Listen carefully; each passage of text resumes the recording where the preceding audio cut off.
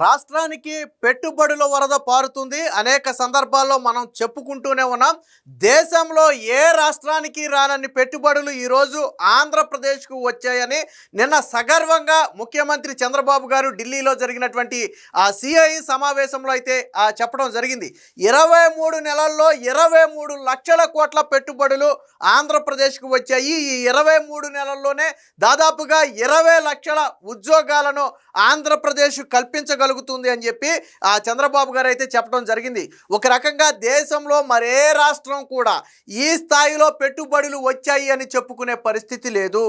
ఏ రాష్ట్రానికి కూడా 2-3 లక్షల కోట్ల కంటే కూడా పెట్టుబడులు దాటని సమయంలో ప్రతి నెల 1 లక్ష కోట్ల రూపాయలు యావరేజ్ చొప్పున 23 నెలల్లో 23 లక్షల కోట్ల రూపాయలు ఆంధ్రప్రదేశ్ ఆకర్షించింది అంటే అది ఆంధ్రప్రదేశ్ గొప్పతనం. ముఖ్యంగా ఇటీవల దేశంలోనే అతి భారీ పెట్టుబడి అయినటువంటి గూగుల్ పెట్టుబడి, ఒక రకంగా ఆర్థిక సంస్కరణల తర్వాత మొట్టమొదటి విదేశీ ప్రత్యక్ష భారీ పెట్టుబడిగా మనం గూగుల్ పెట్టుబడిని అయితే చెప్పుకోవచ్చు. గూగుల్ సంస్థ వచ్చిన తర్వాత ఆంధ్రప్రదేశ్కు మరిన్ని సంస్థలు అయితే క్యూ కట్టడం జరిగింది. అంటే ఒక ఎకో సిస్టమ్ని బిల్డ్ చేయడంలో చంద్రబాబు గారు సక్సెస్ అయ్యారు అనడానికి ఇది ఒక నిదర్శనం. నిన్న మొత్తం కూడా ఈ సిఐఐ సదస్సులో ఆంధ్రప్రదేశ్ పెట్టుబడుల గురించే చర్చ నడిచింది అంటే అది గొప్పతనం. దేశంలోని అన్ని రాష్ట్రాలకు చెందినటువంటి ప్రముఖులు, రాజకీయ నాయకులు, వ్యాపారవేత్తలు అందరూ ఆ సదస్సులో పాల్గొన్నప్పటికీ కూడా ఆద్యాంతం ఆంధ్రప్రదేశ్లో పెట్టుబడుల గురించే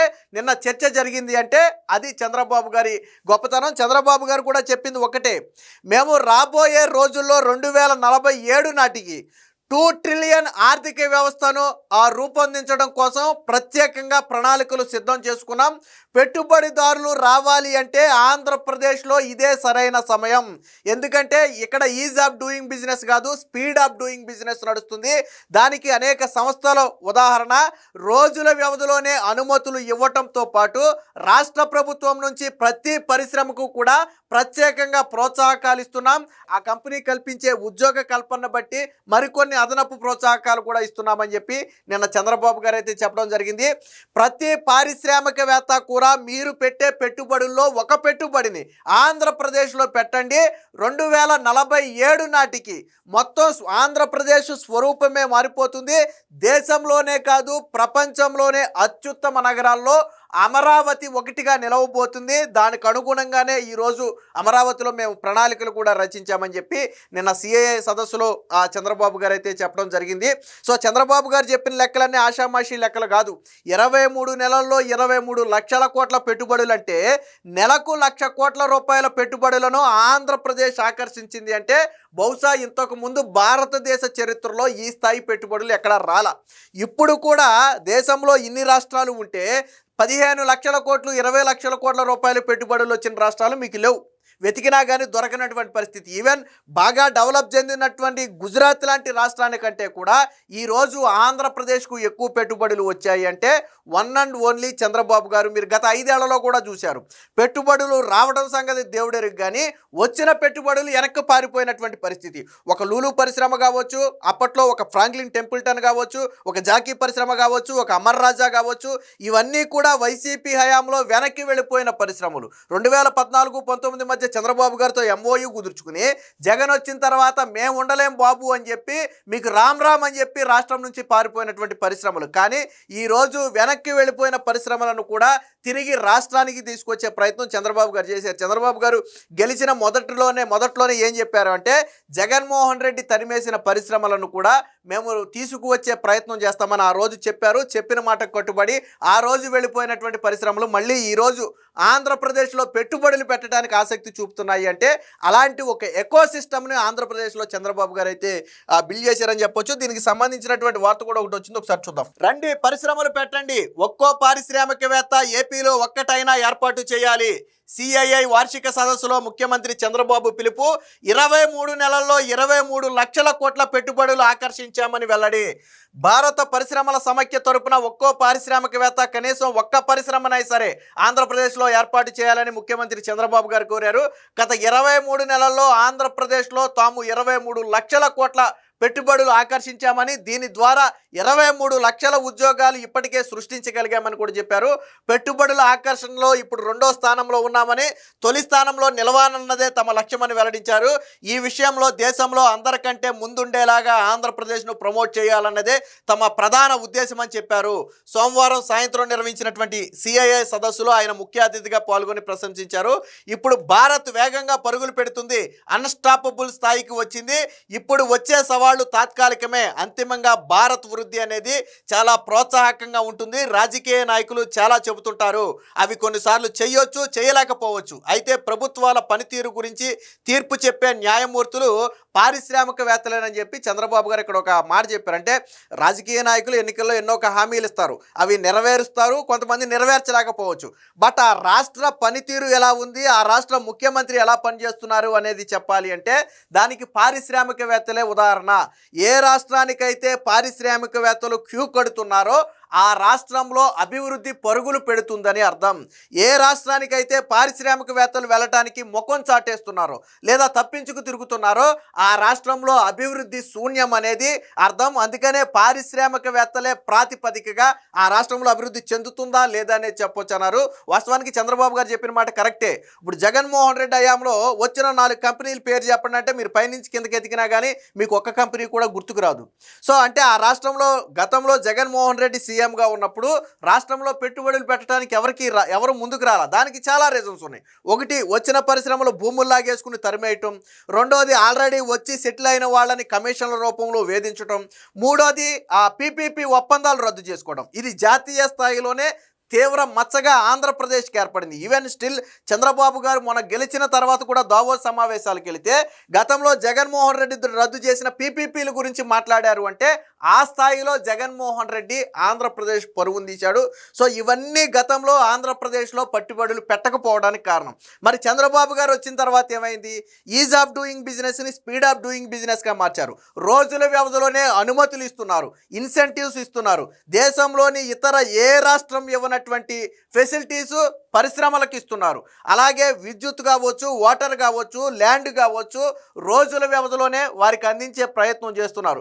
ఏ ఒక్కరికి ₹1 కమిషన్ ఇవ్వాల్సిన అవసరం లేదు. మీరు 1,00,000 కోట్ల రూపాయలు పెట్టుబడి పెట్టినా, 100 కోట్ల రూపాయలు పెట్టుబడి పెట్టినా మీరు పెట్టుబడికి పెట్టే డబ్బులే తప్ప ₹1 కూడా మీ నుంచి ఆశించే వాళ్ళు ఆంధ్రప్రదేశ్లో లేరు. సో ఇవి ఈరోజు ఆంధ్రప్రదేశ్లో పెట్టుబడులు పెట్టడానికి ముఖ్య కారణం. అన్నిటికీ మించి చంద్రబాబు గారు లాంటి ఒక విజనరీ లీడర్, హైదరాబాద్లు, సైబరాబాద్ లాంటి సిటీలను సృష్టించినటువంటి నేత ఈరోజు ఆంధ్రప్రదేశ్లో ముఖ్యమంత్రిగా ఉన్నాడు. కాబట్టి ఆయన మీద నమ్మకం.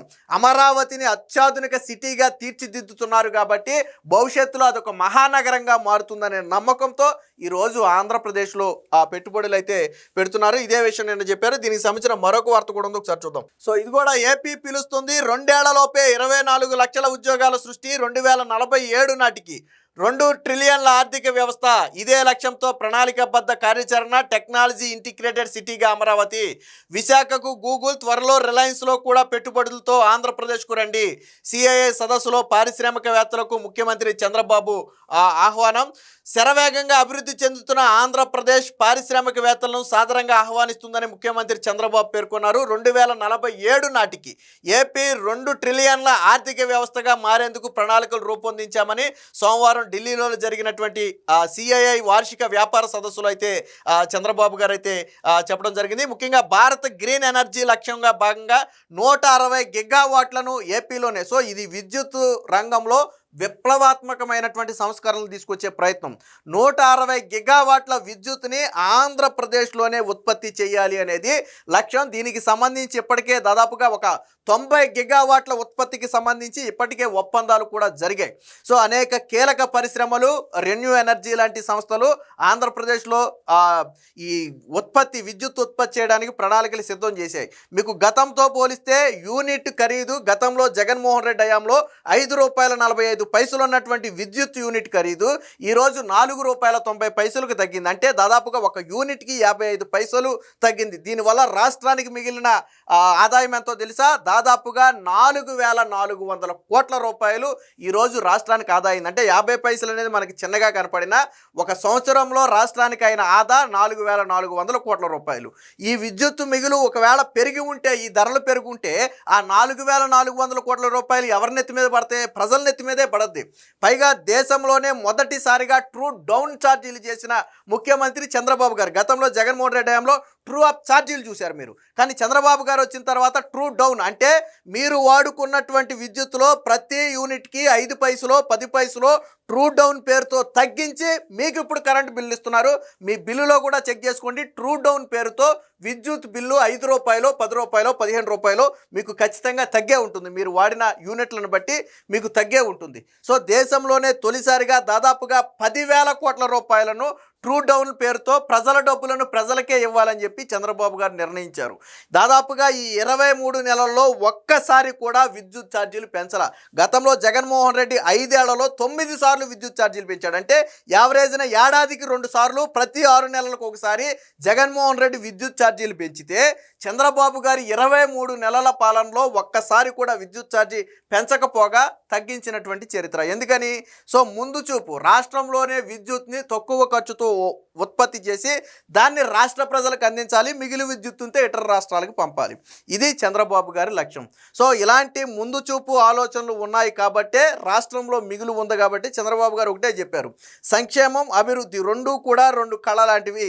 సంక్షేమం అంటే జగన్మోహన్ రెడ్డి లాగా అప్పులు చేసి పంచడం కాదు, ఆదాయాన్ని సృష్టించి దాన్ని ప్రజలకు పంచాలి. సో ఈరోజు చంద్రబాబు గారు చేస్తున్నటువంటి ప్రయత్నం కూడా అదే. మొత్తంగా ఏది ఏమైనా ఢిల్లీలో జరిగినటువంటి ఈ వార్షిక సదస్సులో మొత్తంగా చంద్రబాబు గారి గురించి, రాష్ట్ర పెట్టుబడుల గురించే పారిశ్రామికవేత్తలందరూ కూడా చర్చించుకున్నారు. అంటే ఖచ్చితంగా అది రాష్ట్రానికి శుభపరిణామం. ఈ సదస్సు తర్వాత మరిన్ని పెట్టుబడులు ఆంధ్రప్రదేశ్కు వస్తాయనడంలో ఎటువంటి సందేహం లేదు.